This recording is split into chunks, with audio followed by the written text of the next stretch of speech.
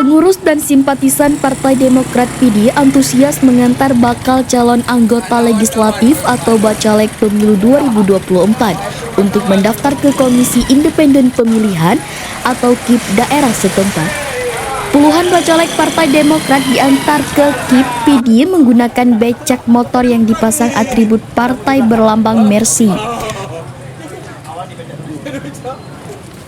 Sebelum ke KIP PD, mereka juga melakukan konvoi dengan semarak sambil meneriakkan yel-yel Partai Demokrat.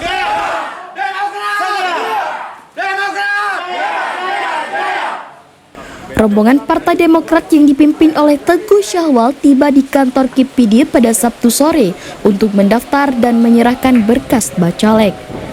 Teguh Syahwal mengatakan, Partai Demokrat mentargetkan untuk menambah kursi di parlemen pada pemilu legislatif 2024 mendatang.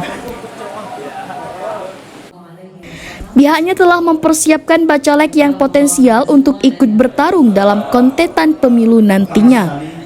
Syahwal meyakini bisa meraih suara rakyat pada pemilu mendatang, terutama suara para milenial yang selama ini sangat antusias dan loyal bersama Demokrat.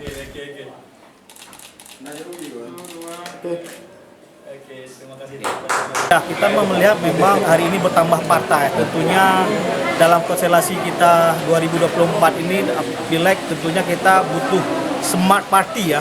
Semoga dengan smart party kita percaya dan yakin kita dapat insya Allah 6 ke depan insya Allah. Persentase milenial targetnya ya 50% kan. Kayaknya nanti kita combine kan. 50%. Dan alhamdulillah caleg kita kami yang muda-muda tentunya karena ini target kaderisasi kita. Semoga ke depan ada pergantian terus yang sudah ideologisnya optimal di partai sendiri. Ini yang kita harapkan bersama nantinya, insyaallah. Ia menambahkan Partai Demokrat saat ini telah memiliki satu fraksi di DPR KPD, sehingga pada pemilu mendatang optimis bisa menambah kursi di parlemen. Kemudian selain suara milenial yang menjadi sasaran Partai Demokrat, para ibu-ibu juga sangat antusias memberi dukungan untuk Demokrat pada pemilu nantinya. Dari Kabupaten PD, Rudi Loka melaporkan.